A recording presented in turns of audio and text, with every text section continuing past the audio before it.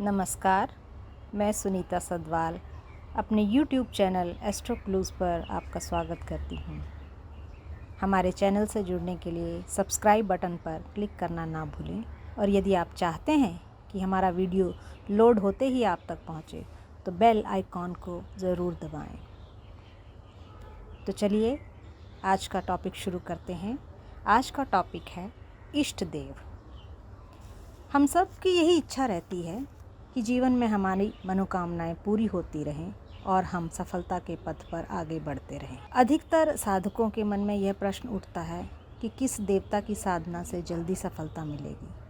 वास्तव में सभी देव ऊर्जा पहले से ही हमारे शरीर के अलग अलग निश्चित चक्रों में होती है, जिसका हमें आभास भी नहीं होता।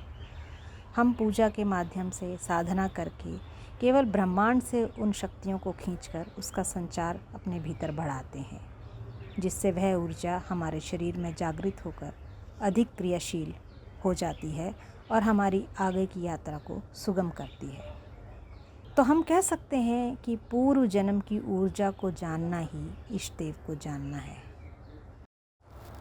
तो जैसा कि हमने जाना कि इष्ट देव का निर्धारण हमारे जन्म जन्मांतर के संस्कारों से होता है।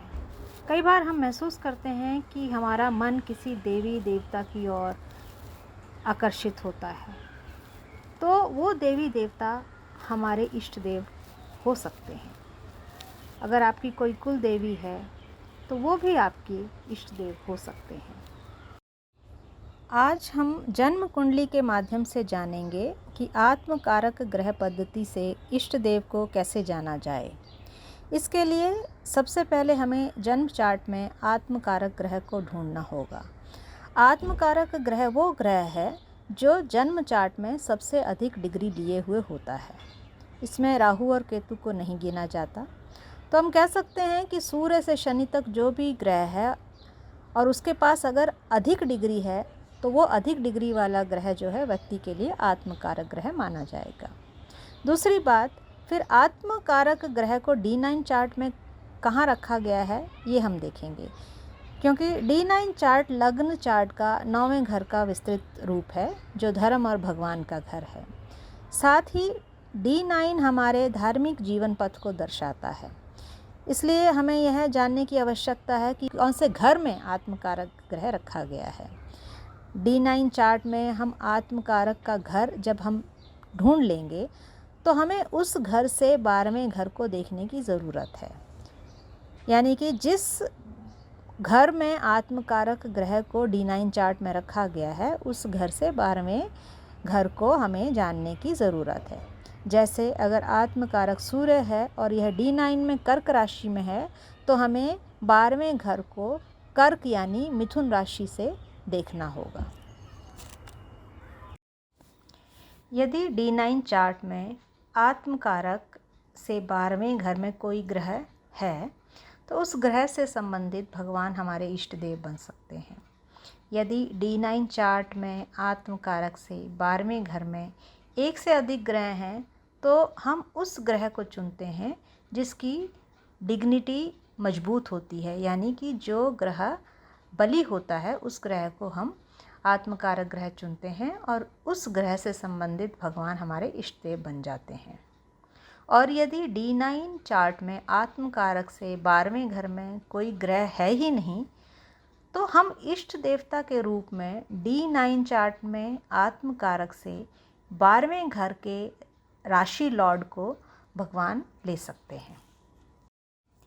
आगे चलते हैं और जानते हैं कि ग्रहों के आधार पर कौन कौन हमारे इष्ट देव हो सकते हैं।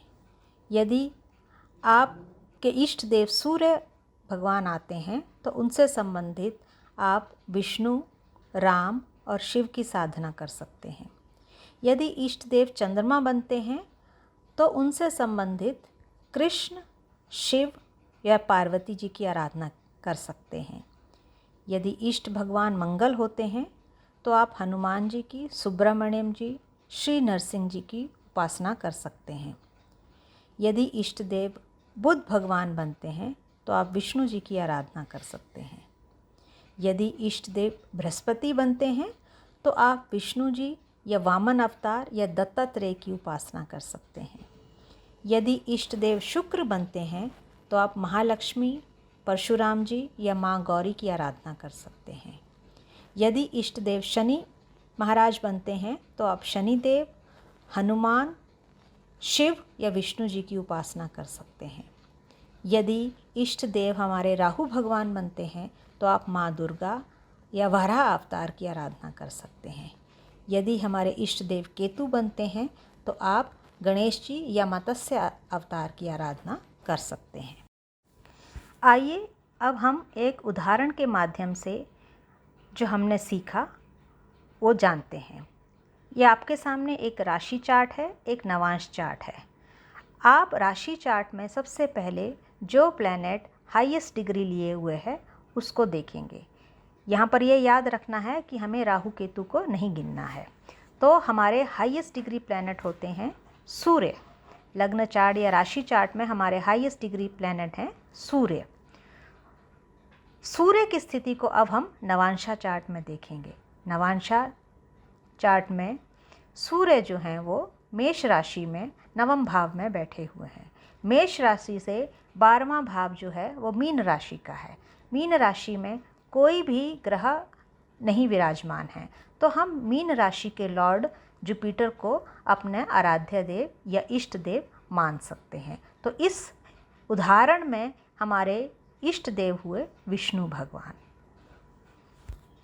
यदि जातक अपने इष्ट देव की आराधना नियमित रूप से करे, उनका नियमित रूप से ध्यान करे, तो निश्चित ही उसकी मनोकामनाएं पूर्ण होंगी। आपको हमारा ये वीडियो कैसा लगा कमेंट बॉक्स में लिखना ना भूलें। मिलते हैं अगले वीडियो में एक नए टॉपिक के साथ। तब तक के लिए धन्यवाद। जाते जाते आज का क्लू, रविवार के दिन अगर भगवान सूर्य को प्रातः जल चढ़ाएं और आदित्य हृदय स्तोत्र का पाठ करें तो आत्मबल मिलता है, साथ ही आत्मविश्वास में वृद्धि होती है। धन्यवाद।